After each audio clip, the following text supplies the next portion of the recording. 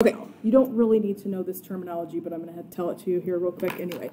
So what we call the index of the root is whatever type of root you're taking. So this little example here, this says this is a true equation. So this is the fourth root of 81 equals 3. That's what it says. So the index is the type of root. So like if I had a square root, the index would be 2. If we had a cube root, the index would be 3.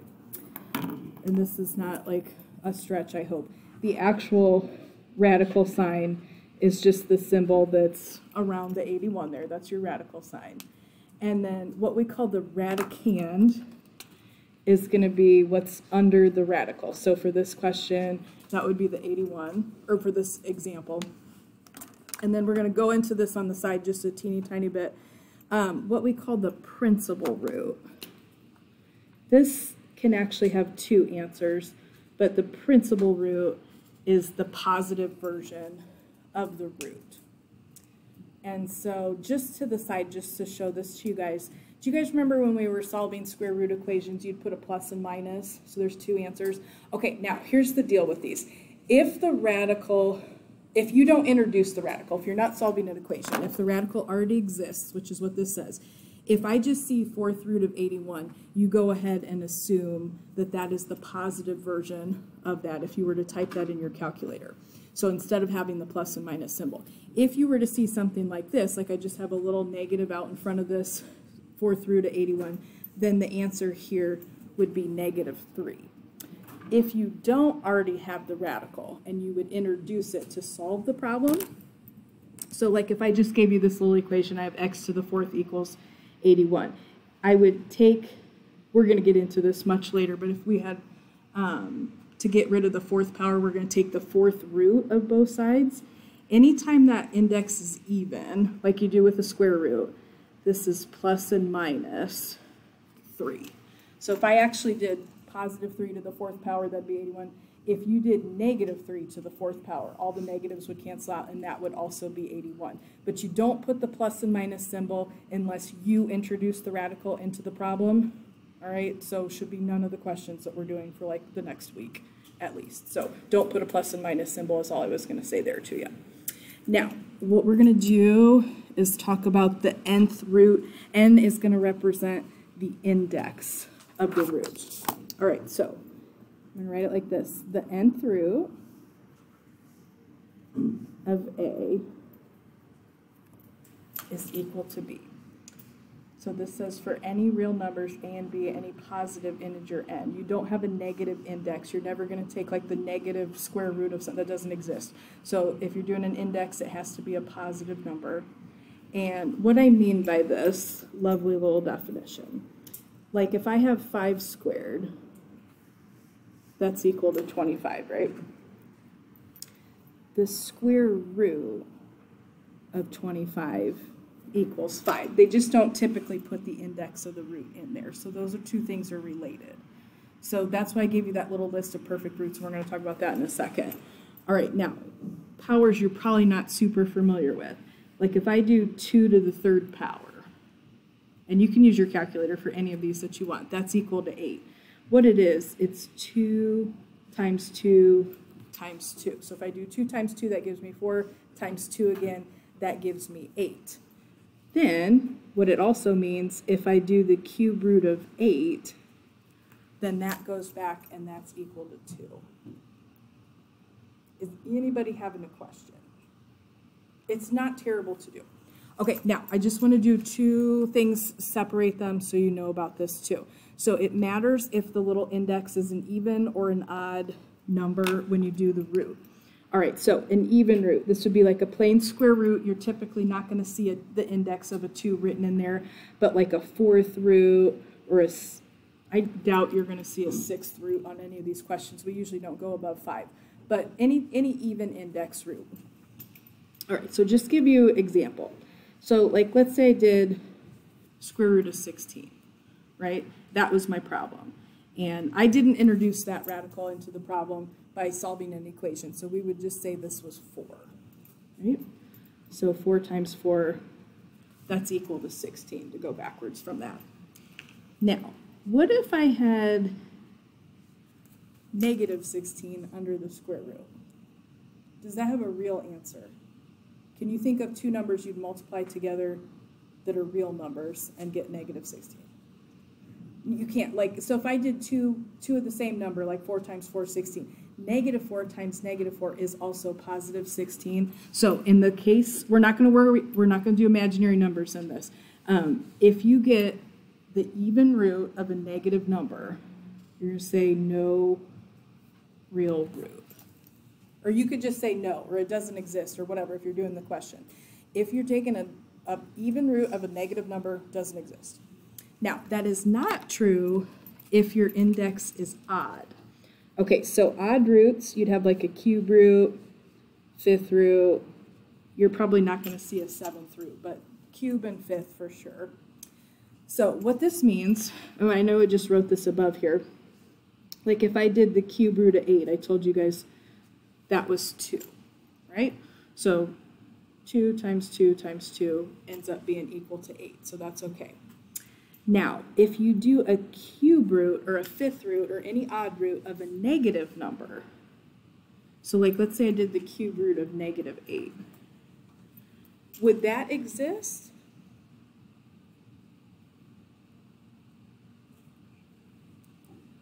Anybody know?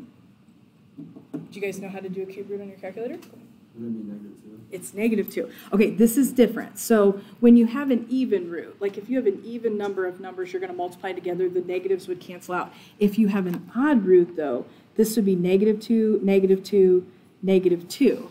Now, the first two, multiply them together, right? That's positive 2. Oh, can't multiply, embarrassing. Okay, that's positive 4. But then you have a negative 2 multiplied after that, so that is possible because that will be negative 8. So you cannot take the negative, or you cannot take the even root of a negative number. You can take an odd root of a negative number. And just while we're here, let me show you guys, if you're not sure where this is at on the graphing calculator, where this button is at. Okay, so I'm sure you know where the square root button is. If you need some help with that, I will show it to you. But if you want to do a cube root, you're just going to hit that math button. It's on that far left side, and it's the 4th button down. And you should see it's the 4th, it should be the 4th option. That'll actually be a cube root. If you see the one right underneath that, like if you wanted to do a 4th root or a 5th root, what you would do there is click on that one, and then you can fill in the index that you want. So you could do a cube root from that button as well. So it's just under that math menu. Just if you specifically want a cube root, it has its own button. If you want any other root of any kind, you can pick that one that has the X and you can fill in the index that you want. So that's how you can get to that on the calculator. Okay, all of these, I promise, will be nice numbers today. So if I'm doing a square root, and this says specifically real square root, so if we have a negative under any even root, we're not going to have an answer. But you should see these numbers on this lovely little paper. So if you're working with the square roots, the actual root is what's over here to the far left, but these are all perfect squares. The 3rd column is all the perfect cubes, the 4th column's perfect fourths. They just go up to 12. You don't need to know some of these huge numbers. I just made the little sheet so you guys can see, but you're going to see a bunch of these numbers today. Okay, so if I said we're going to do real square roots of negative 49, what would you tell me? Can't do it, right? No, can't. Nope. All right. Now, can I do negative out in front, square root of 81? What would you put for that second question? Negative 9. You can do this question. This just means negative 1 times the square root of 81, which would be 9. This is okay. The negative is not under the square root there. Anybody know square root of 4? What's the square root of 25? And then you can just multiply them together. 2 times 5 is 10 for that one. Now, if I have a fraction, don't freak out if you see a fraction. Okay, you are going to look at this lovely list, and on the perfect squares, you're going to see 36, and you're also going to see 121 down here. So if you have a fraction, if you can reduce it, but in this case you can't. Just take the square root of the top and the bottom separately. So this is the same thing as the square root of 36 over the square root of 121. I got no negatives here, so we're golden. This would just be 6 over 11 as the answer. That's literally it. Okay, now I might reference this lovely little yellow piece of paper while I'm working with these next. So if you want the cube root, go to the 3rd column here. Okay, Can anybody tell me cube root of 343? 7. No plus or minus, anything like that. Now, if you're working with an odd root, which I got going on here, you are allowed to do it for negative numbers. If you want to check any of these on your calculator, they should all be perfect today, but you can do the odd root of a negative number. What would you rate for your cube root of negative 125? Negative 5. If you want to just look, like if you find the 125 on this lovely little sheet, if you just back up to that first column, that'll tell you what the root is. So this should just be, if it's got a negative in your odd, you're good. You just say negative 5. If you have a fraction, like I do on the last 3 here, just do the top and bottom separately. Now 1, you will see literally across the entire thing. 1 is always a perfect whatever root. Its root is just 1. So like this is cube root of 1 over 64. Cube root of 1 would just be 1. Anybody know cube root of 64? 4. Done. So that answer is 1/4. That's it. This is a cube root, negative. This is totally fine. So the answer is just going to be negative. And cube root of 1 again is 1. 8, I've done that on like 3 of the examples. The cube root of 8 is 2. So the answer for that one would be negative 1/2. And I got one more there that's a cube root. Anybody know cube root of 27? 3. What about 1,000? Good. Usually if it has a bunch of zeros, it's going to be 10. So that's 3/10. Done. That's all you have to do. Okay, now, moving on to the next column. I know you're probably not going to be super familiar with some of these numbers, but they're all perfect today. So the 4th column is all perfect fourths. So what to the 4th power is 625? 5. So the 4th root here, it just means, what this means is 5 to the 4th power is equal to 625. So when I take the 4th root, I'm just going backwards. Okay, now, can I do the next question? No. All right, if it's even, you cannot take the even root of a negative number. So I've got a negative under that 4th root there, so just don't do that problem. No real answer there. All right, anybody looking at that list, tell me the 4th root of 256? Okay, and then 625, I shouldn't have repeated that, but that's 5 again, so this would be 4/5. And the last one is legal because the negative is out in front. So the 4th root of 1, this would be like negative 1 times 1. So it's okay as long as the negative's in front. The answer would just become negative with that little symbol in front of the radical. Okay, now these are 5th roots. You won't see these a ton. I would probably tell you the ones I would want you to maybe be familiar with is like 32 is 2 to the 5th power. That one, I feel like that comes up a lot. The rest of those, not so much, maybe in a couple of the examples we're going to do today, but just in general, we don't do a lot with 5th. It's more like 2, 3, and 4. So legal, if you have an odd root, what would you tell me the 5th root of negative 1 is equal to? Negative 1. If you're doing an odd root of a negative number, the answer is going to be negative. Okay, completely legal either way because this is an odd root. If you're looking at that list, that's 7,776. 5th root is 6, so this would be like negative 1 times 6. So my answer for that one would be negative 6. And then again, if you're looking at the list, 5th root of 32 is 2, 5th root of 243 is 3, so 2/3 would be the answer to that last question. Main thing to remember, you cannot take an even root of a negative number. You can take the odd root of a positive or negative number. Okay, now we're going to deal with variables on the back. These are all perfect, and I promise this is not going to take long. It looks long, but it's not. Okay, now, if you have variables with exponents, I promise this is not hard. What you're going to do is you're going to divide the exponent by, I'm going to write the technical definition. I don't usually say this all the time. But you're going to, I usually just say you're going to divide the exponent by the root, but it's technically the index of the root. That's all we're going to do to simplify these. These are all going to be perfect today. All the radicals are going to cancel out. So that very first one, if you do have a square root, that's the only time you're not going to see the little number written in the index. So if I'm doing a square root of x squared, technically the way this works it's x to the 2, divide the exponent, which is 2, by the index of the root, which is also 2. So that would actually just be x to the first if you wanted to write it, or just plain x. The square root of x squared just becomes x. Okay? Can anybody tell me what the exponent would be if I did the square root of x to the 26th power? Like, what would the exponent be? 13. You're just going to do 26 divided by 2. That's it. Done. Now, if you're working with a negative, same thing. All right, so this would be, you just take the exponent, divide it by the index of the root. So it would be negative 6 divided by 3. This would be negative 2. Now, technically, I'd have to take maybe half a point off or something if you did that, because it's not considered simplified if you got a negative exponent. All you got to do, if you've got a negative exponent and you don't have a fraction, you can just turn it into a fraction, just draw a little fraction bar, put it over 1.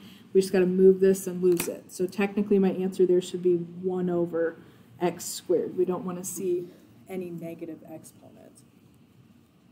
Now, what would I do for cube root of x to the 18th?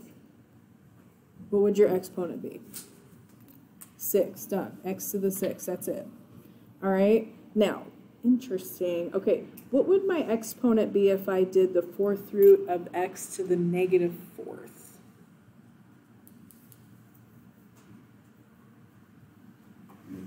Negative 1, right? So x to the negative 1, and then I would just quick write that as a fraction, 1 over x, so I didn't have a negative exponent. What if I did the 4th root of x to the 32nd power? What would the exponent be? 8, done. All right. What about the 5th root now? So I got the 5th root of x to the 15th. What would your exponent be? 3, done. 15 divided by 5 is 3. All you have to do.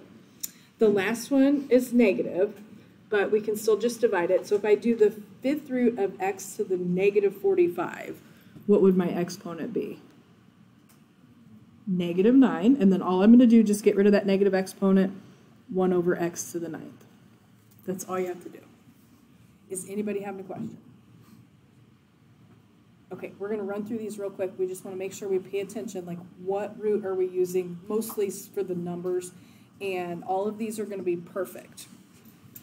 Every single one of these is perfect. Okay, so my first question is just a square root. I've got square root of 25, x to the 24th, y to the 8th. What's the square root of 25? 5. Okay, now my exponent here, we're doing a square root. So I'm just going to divide the exponent by the root. So I'm just going to divide by 2 here. So x to the 24th, if I take the square root of that, what would the exponent be?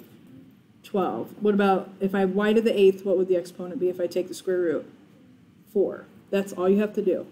Now, these you might not be super familiar with, so feel free to look at that lovely little yellow paper. But I promise they should all be on those lists today. Does anybody know yet what the 5th root of 32 is? 2. All right, what would I'm doing a 5th root. What your, spoiler alert, I did this one right above here. 15 divided by 5 is 3. All right, what would the exponent on the y be? 4. Done. All right, now, might not be familiar, so look at that lovely little yellow sheet. I'm doing a 4th root. What would the 4th root of 1296 be? I had to look. I didn't know. 6. Okay. Now, my index is 4, so I'm going to divide the exponent by the root. So I'm doing the 4th root of x to the 16th. What would the exponent be? 4. Done. All right. Y to the 28th, if I took the 4th root, what would the exponent be? 7. Done. That's it. Okay. Now, again, some of these numbers you might not be super familiar with. Does anybody know cube root of 216? It is 6. Good deal. And you'll see that if you're looking on that list, if you look for the cube roots, 216, 6 1 down, so that's the 6th root. All right, and then I'm just going to divide the exponent by 3 here. So a should be a to the 4th. And b, if you want to write b to the 1st power, that's completely fine. So 3 to, like a cube root and a 3rd power cancel each other out, but you still have the b. You don't have to write the exponent of 1. You can if you want to. All right, now 81 can be really tricky, but this is a 4th root. So can you guys look at that lovely sheet and tell me the 4th root of 81? 3. It's just, If you do 3 times 3, that's 9. Times 3, that's 27. Times 3 again, that's 81. So 3 multiplied by itself 4 times. For your exponent, you're just going to divide by 4. So 20 divided by 4 would be x to the 5th. Y to the 8th divided by 4 would become y squared. All right, you guys try like the next 4, and then we'll come back and do a couple of the fractions together. See if you can figure out. And remember, if you have a negative exponent, you can just take care of it with the fraction. See if you can do like 6, 7, 8, and 9 here. And we'll keep them back and look at the fractions together in a second here. Feel free, use that little yellow piece of paper. I use it all the time.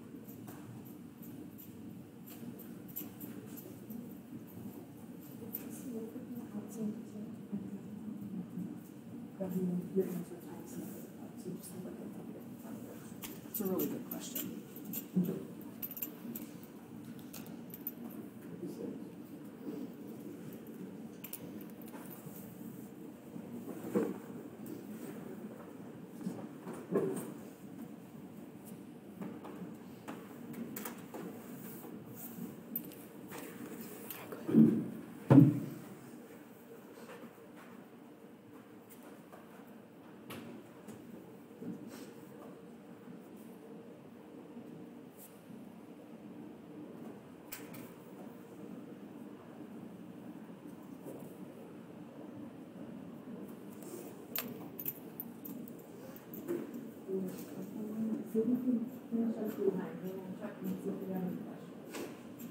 If you're feeling like it, try those fractions at the bottom if you feel like you're comfortable. I would just take the square root or cube root or whatever you're working with.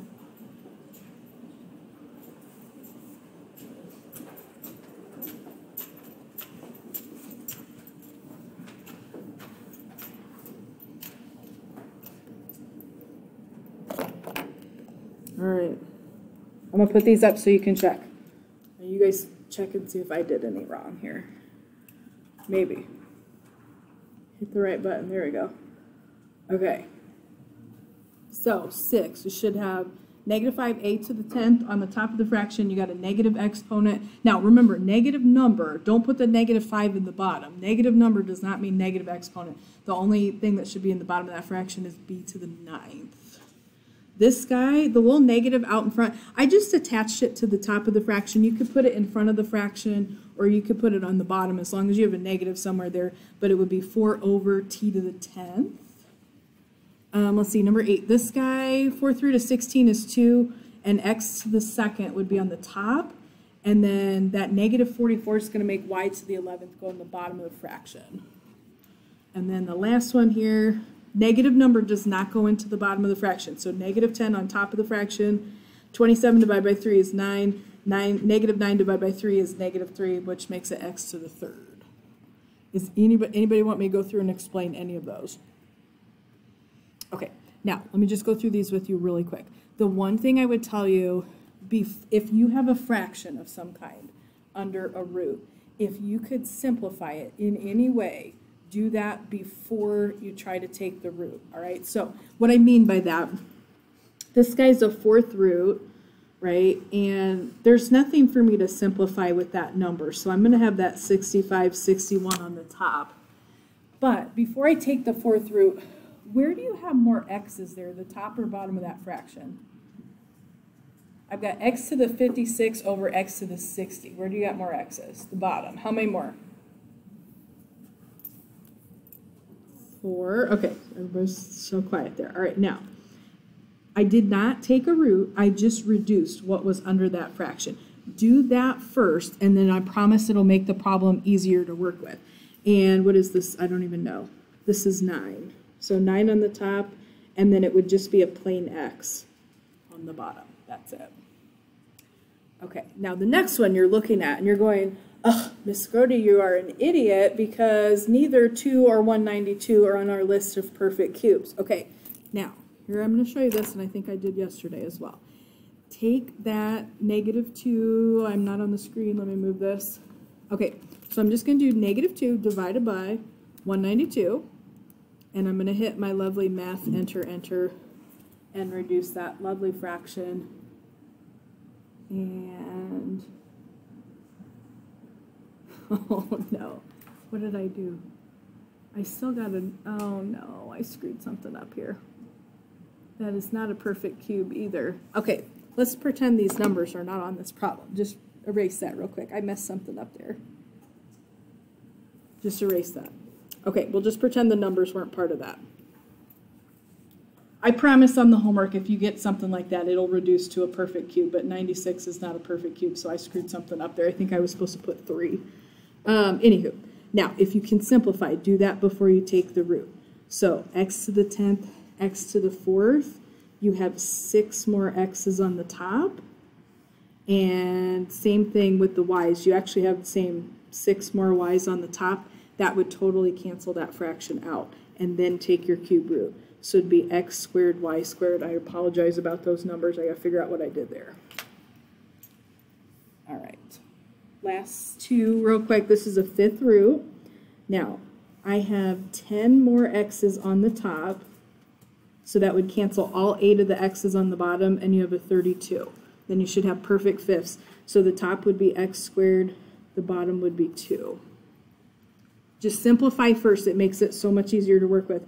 The last one's actually a square root, so I have 81, and then I got 30 x's on the top, 42 on the bottom, so you have 12 more on the bottom. This is a square root, so square root of 81 is 9, and for the variable, just divide the exponent by the root, so that would be x to the 6.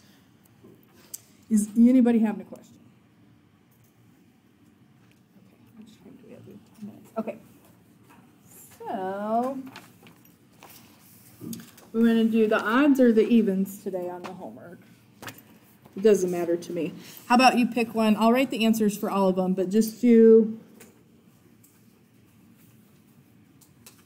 whichever you prefer. Just do the odds or evens for full credit. If you want to do more for extra practice, they're there for you. I'll write all the answers up tomorrow. So just pick whichever you want to do. Just do all the odds or all the evens, whatever's easier.